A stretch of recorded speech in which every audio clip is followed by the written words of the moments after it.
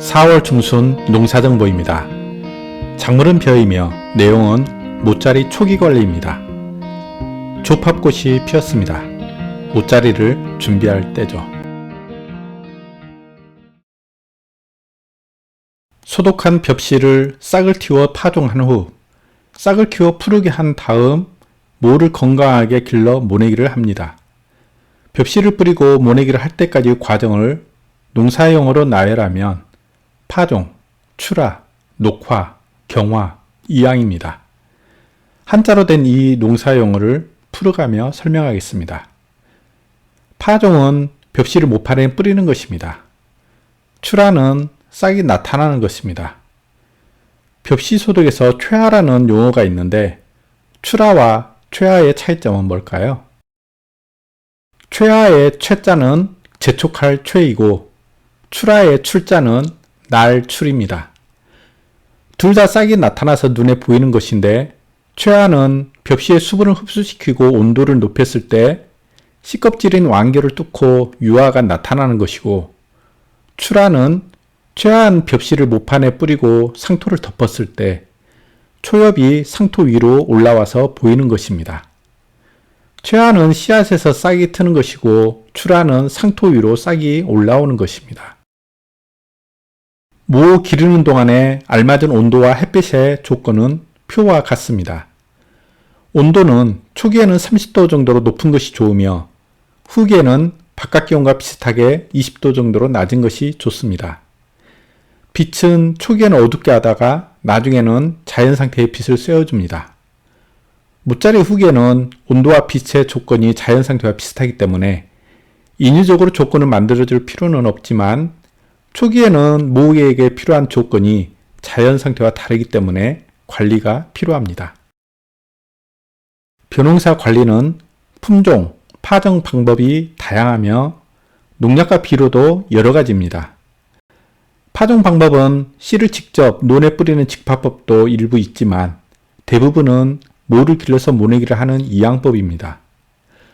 모를 기르는 방식도 보온절충, 부직포, 비닐하우스, 공정육묘장의 선반이 있습니다. 벼농사와 관련하여 설명할 때 모든 조건을 다 설명할 수 없기에 가장 일반적이며 많이 사용하는 것을 위주로 설명하겠습니다. 벽씨 파종은 직파보다는 이양법이 일반적이며 모 기르는 방식은 비닐하우스 육묘입니다. 선반 육묘는 전문 육묘장에서 사용하는 방식이며 부직포 모짜리는 남부지방에서는 많이 하는 편이지만 중부지방에서는 온도가 낮아서 거의 하지 않습니다. 논에 비닐 터널을 만들어서 모를 기르는 보온저축 모짜리는 이전에는 주요 모짜리 방식이었지만 지금은 비닐하우스 바닥에 모판을 깔고 모를 기르는 것이 중부지방의 육묘 방식입니다. 앞서 설명했듯이 출하는 파종한 후 벽씨가 복토한 상토를 뚫고 초엽이 지상으로 나오는 것을 말합니다. 출하의 조건은 30에서 32도의 온도에서 2일 내지 3일간 두어 싹이 1cm 정도 올라온 상태이며 바람직한 출하는 벽씨 간의 차이가 없이 균일하게 굵고 튼튼한 초엽이 올라오는 것입니다. 출하 방식으로는 가온 출하와 간이 출하가 있습니다. 가온 출하는 공정육묘장에서 전용 출하실에서 실시하므로 온도를 30에서 32도로 유지할 수 있으며 균일한 출하가 가능합니다. 간이 출하는 일반 농가에서 비닐하우스 안에서 햇볕을 쬐어 온도를 높인 후 비닐과 부직포로 덮어서 출하시키는 방법입니다. 간이 출하를 하기 위해 상자 쌓기를 합니다. 상자 쌓기는 벽씨를 뿌린 모판을 층층이 쌓아 비닐과 보온도깨를 덮어서 어둡게 한 후 2, 3일간 두면 초엽이 상토 위로 올라오도록 하는 작업입니다. 상자 쌓기를 할 때 상자의 단수를 15단 이내로 해야 합니다. 너무 높게 쌓으면 위와 아래의 온도 차이로 인해 모판의 싹이 불균일하게 올라올 수 있으며 한쪽만 싹이 자랄 경우에는 기울기도 합니다. 상자 쌓기와 관련하여 농가에서 발생하는 사례들을 보겠습니다. 4월은 봄이지만 때때로 춥습니다. 벽씨 파종을 한 날이 추운 경우 상자 쌓기를 하고 그대로 2, 3일 두면 좋은 피해를 볼 수 있습니다.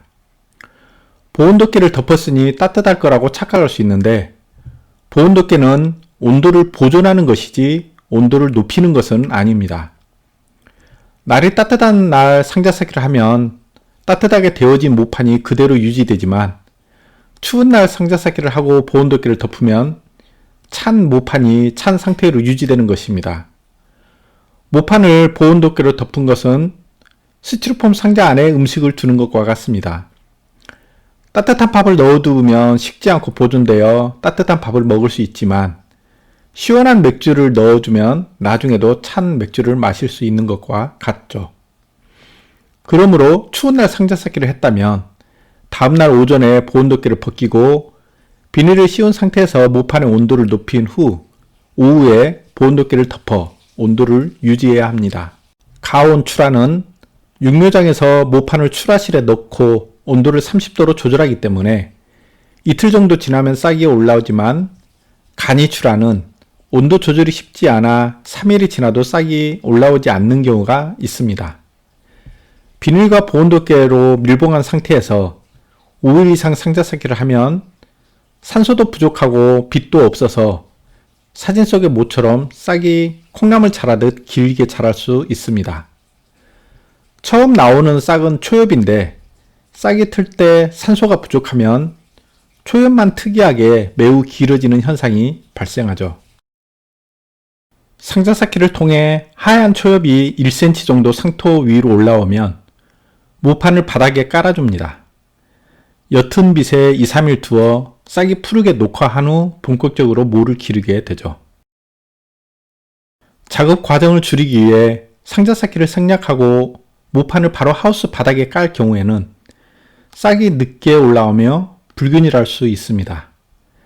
밤에 저온 피해를 보지 않도록 모판 위에 보온덮개, 부직포, 비닐 등을 덮어 온도 관리를 잘 해야 하죠.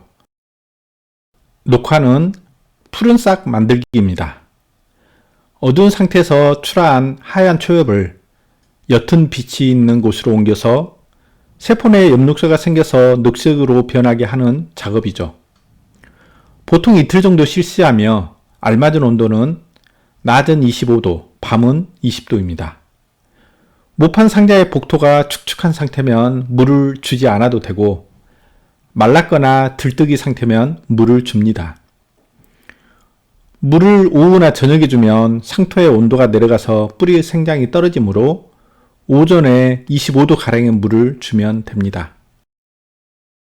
백화묘는 잎에 엽록소가 생기지 않아 모가 하얗게 되는 것을 말합니다. 백화묘가 생기는 이유는 모를 녹화할 때 3만 럭스 이상의 강한 빛을 쐬었거나 20도 이하의 저온에 두었을 때입니다. 그러므로 출하한 모를 녹화할 때 갑자기 햇볕에 내놓기보다는 이틀 정도 부직포나 한랭사 등으로 덮어서 빛을 차단하고 밤에는 온도가 20도 아래로 떨어지지 않도록 저녁이 되기 전에 하우스 문을 닫고 모판 위에 비닐이나 부직포를 덮어줍니다. 빛과 온도에 따른 백화묘의 발생을 보니 녹화기 때 온도를 25도 이상으로 하면 햇빛에 두어도 백화묘가 발생하지 않았는데 15도에서 햇빛에 두면 100% 발생했고 빛을 절반 줄여도 40%나 발생했습니다. 경화는 모 굳히기입니다. 녹화를 끝낸 모를 튼튼하고 충실하게 기르는 과정이죠. 중무 기르는 기간이 25일에서 30일인데 초기에는 높은 온도를 유지하다가 후기에는 바깥 기온과 같게 유지합니다. 녹화 후 8일간 낮 온도는 25도, 밤 온도는 20도가 좋으며 녹화 후 15일에서 20일간은 낮 온도 20도, 밤 온도 15도가 적당합니다. 물주기는 초기에는 하루에 한 번 주고 후기에는 한두 번 주는데 아침이나 오전에 주는 것이 좋습니다.